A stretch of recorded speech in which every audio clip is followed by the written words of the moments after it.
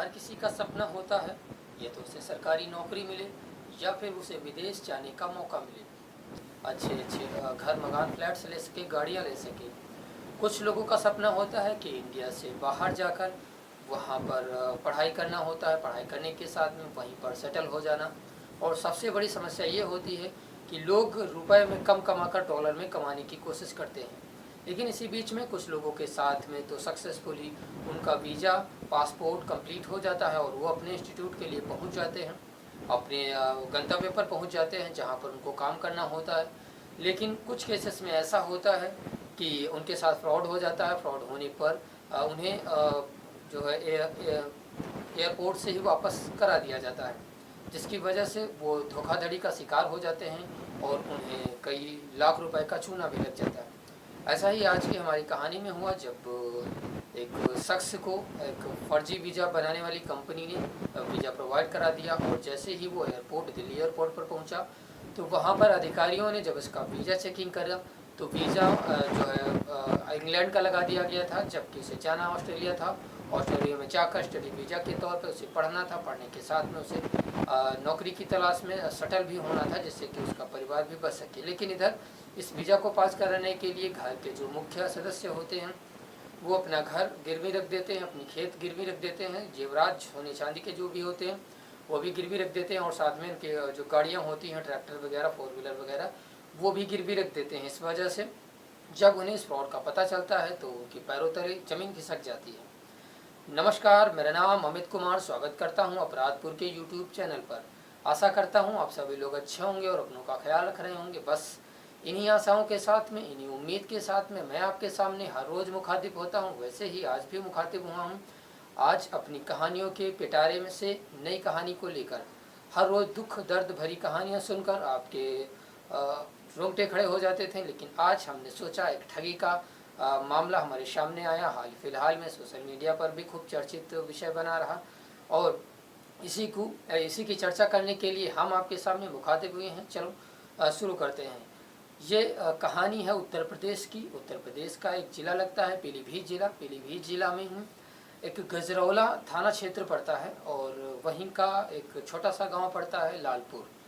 लालपुर का ही एक निवासी होता है जिसका नाम राम मिलन होता है। राम मिलन जो कि कहते हैं कुछ लोग इंडिया में पढ़ना चाहते हैं, लेकिन कुछ लोगों का सपना होता है कि विदेश जाकर वहाँ से सिर्फ उनकी डिग्री ही ऐसी होती है, डिग्री जैसे ही मिल जाती है वैसे वो 1 लाख रुपए पर मंथ के आदमी बन जाते हैं। वैसा ही सपना यहाँ इसने भी सोच रखा था। राम मिलन जो कि घर में अकेला लड़का था और उसके पिताजी थे, घर का कारोबार अच्छा चल रहा था, खेती बाड़ी अच्छी थी, घर में ट्रैक्टर वगैरह थे, फोर व्हीलर वगैरह थी और अच्छी खासी व्यवस्थाएँ थी। लेकिन इसी बीच में अचानक जो है जैसे ही यहाँ की इंटर क्रॉस करता है, क्रॉस करने के बाद अब वो ग्रेजुएट करने के लिए विदेश जाना चाहता है, ऑस्ट्रेलिया जाना चाहता है जहाँ की उसकी ख्वाहिश होती है। इस वजह से वहाँ से भी वीज़ा उसको जो है अलॉट कर दिया जाता है एक कंपनी के द्वारा। एक कंपनी होती है जो कि IELTS शॉर्टकट में आइलेट्स के नाम से बड़ी मशहूर होती है। उधर ही पास में ही एक कस्बा पड़ता है पूरनपुर, और पूरनपुर में ही ये संचालक होते हैं। 2 लोगों का संचालन होता है इसमें, जो कि उनका सेम यही काम होता है कि यहाँ से इंडिया से स्टूडेंट्स जो होते हैं उनको स्टडी वीज़ा लगवा कर विदेश भेजा जाता है और उनसे मोटी रकम ऐंठी जाती है। दूसरा काम उनका, जो इंडिया से मजदूर तबके के आदमी होते हैं, थर्ड क्लास के आदमी होते हैं, उनको विदेश दुबई, कुवैत, ओमान, मस्कट वगैरह भेजा जाता है जहाँ पर वो जाकर ड्राइवरिंग या फिर जो है भेड़ बकरी चराने का काम करते हैं। उनको भी वीज़ा यहीं से लगवाया जाता था, जैसा कि आसपास के लोगों का कहना है और खुद मालिक संचालक का, जो कि टेम्पलेट्स में अपने उसने छपा रखा था। हर प्रकार के व्यक्तियों को वो विदेश भेजने का दावा करता था। लेकिन ये कहानी उस पीलीभीत में रह रहे लालपुर के एक राम मिलन की कहानी है। राम मिलन जो कि पढ़ने में तो अच्छा ही था, होशियार था, इस वजह से उसका विदेश पढ़ने का जो विचार बना। तो घर में उसने बात करी, घर वाले भी राज़ी हो गए, क्योंकि घर वाले राज़ी हो गए। अब ज़रूरत थी तो वीज़ा लगवाने की, पासपोर्ट तो उसका पहले से ही बन चुका था। इस वजह से वीज़ा लगवाने के लिए किसी न किसी रजिस्टर्ड संस्था की ज़रूरत होती है। तो रजिस्टर्ड संस्था ढूंढने के लिए वो अपने पास के ही कस्बे में जाते हैं जहाँ पर ऐसा काम हो रहा था कि विदेश बच्चों को भेजा जाता है या मज़दूरों को भेजा जाता है। तो जो आइलेट्स के संस्थापक होते हैं उनसे बात करी जाती है। आइलेट के संस्थापक बोलते हैं, बैठा के समझाते हैं कि जो भी डॉक्यूमेंट्स वेरिफिकेशन लगने थे वो सब चीज़ें बताते हैं।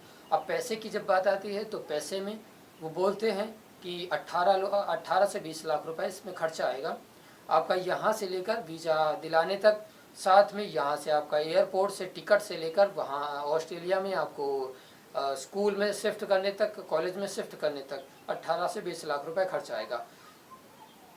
अब इधर दो से 3 महीने गुजर जाते हैं, क्योंकि ग्रामीण इलाके में ऐसी स्थिति अच्छी नहीं होती है किसी को भी। वो लोग यही कोशिश करते हैं कि कहीं से या तो कर्ज पे पैसे लेते हैं या फिर उधार पे लेते हैं। लेकिन एक उम्मीद ये जगी हुई थी उन साथ में, जैसे ही ग्रेजुएट होल्डर हो जाएगा वैसे ही उसको नौकरी सेलेक्ट हो जाएगी, नौकरी मिल जाएगी। पर मंथ 1 लाख रुपए तो कहीं नहीं गए। इस हिसाब से उसने आंकड़ा लगाया कि 1.5 साल में ही वो उसका जो पैसा वापस हो जाएगा, रिफंड हो जाएगा।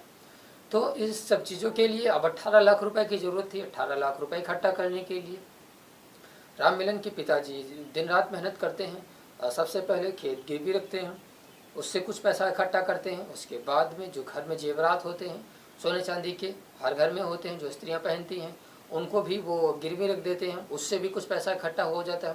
लेकिन कुछ पैसे कम पड़ रहे थे, इस वजह से घर में ट्रैक्टर था और 4 व्हीलर थी, तो अब उनको ट्रैक्टर पुराना हो चुका था, इस वजह से ट्रैक्टर को भी बेचना पड़ा।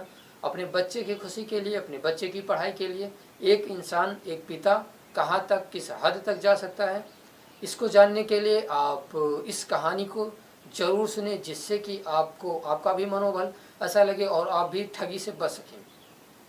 सब बेचने के बाद में रुपए इकट्ठा हो गए 18 लाख रुपए। 18 लाख रुपए इकट्ठा होने के बाद अब उन्होंने फ़ोन किया आइलेट्स के संस्थापक को। आइलेट के संस्थापक, क्योंकि उन्हें तो रुपए की वैसे भी ज़रूरत थी, तो 18 लाख रुपए जैसे उनके हाथ में आते हैं वैसे ही वो फर्जी वीज़ा बनाकर रेडी कर देते हैं 5 से 6 दिनों में। और उसके बाद में चेकअप के लिए राम मिलन को दिल्ली भेजा जाता है। दिल्ली में पासपोर्ट वगैरह जो भी कंप्लीट हो जाता है, होने के साथ में स्टडी वीज़ा वैसे भी लग चुका था।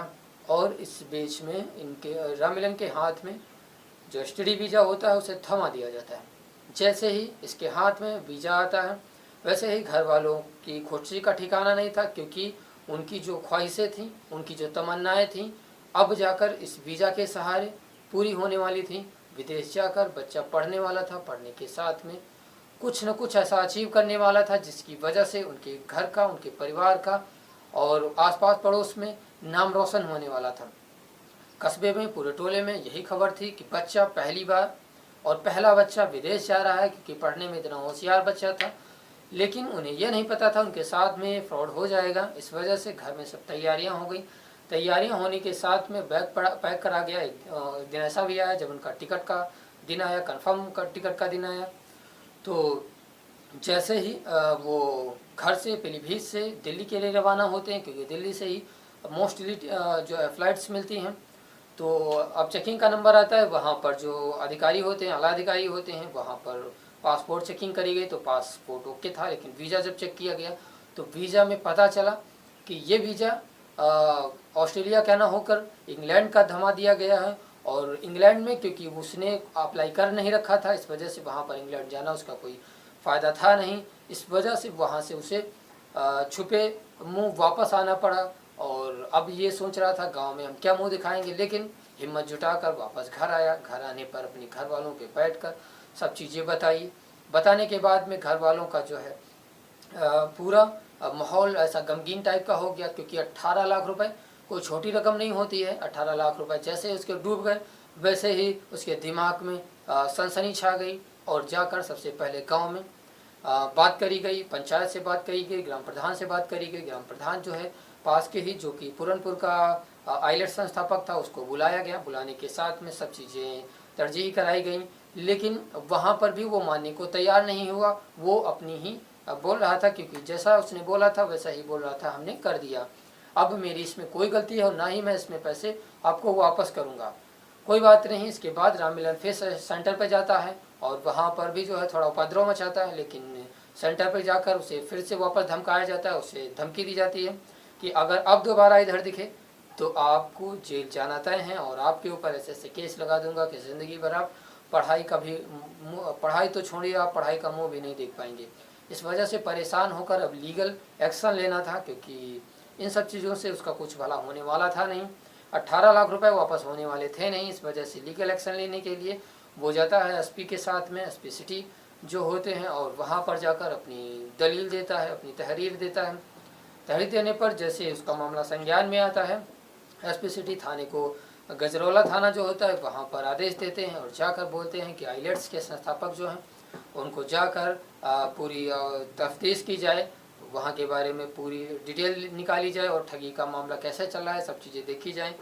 इस पर आइलेट्स के संस्थापक जो है पहुँचते हैं थाने पर वहाँ पर फिर से एक उनका समझौता होता है, जहाँ पर वो पैसे वापस देने के लिए रेडी हो जाता है। रेडी होने पर अब जो है राम मिलन का जो है दम में दम आई, क्योंकि 18 लाख रुपए कोई छोटी रकम होती नहीं, घर वाले भी बर्बाद हो सकते थे उसमें, इस केस में। इस वजह से उसने पुलिस का सहारा लिया। अब कहानी जो है पुलिस केस में पड़ी हुई है।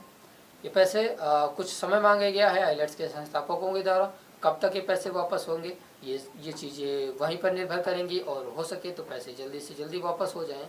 बस कहानियों का सिलसिला यहीं तक था। कहानी कैसी लगी आपको ज़रूर बताएं, साथ में कमेंट बॉक्स में हमें बताएं कि विदेश जाने के नाम पर कितनी धांधली हो रही है, कितनी लूट घसोट हो रही है। इस पर अगर आप कभी भी इस चक्कर में फंसे हों, MLM के चक्कर में फंसे हों, तो हमारे कमेंट बॉक्स में आकर बताएं। हम आपका नाम लेकर या फिर आपकी इस कहानी को अपने वीडियो में साझा करेंगे, और कहानियाँ किस प्रकार की वो अपराध की कहानी आपको पसंद है हमें ज़रूर बताएं। हम आपकी आने वाली वीडियो में ऐसी कहानियाँ शामिल करने की कोशिश करेंगे। आशा करता हूँ आप सभी लोगों को ये कहानियाँ अच्छी लगी होंगी। बदस्तूर ये कहानियों का सिलसिला ऐसे ही जारी रहेगा। बस आपसे उम्मीद है आप बड़ों का सम्मान करें, छोटों को प्यार दें, अपना व्यक्तित्व ऐसे विकसित करें कि महिलाएं आपके बीच में सम्मानित और सुसज्जित महसूस कर सकें। बस इन्हीं चंद लाइनों के साथ में आपसे मैं विदा चाहता हूँ, आपको यहीं छोड़ने जाता हूँ। मिलूंगा फिर किसी नए वीडियो के साथ में, नए कलेवर के साथ में।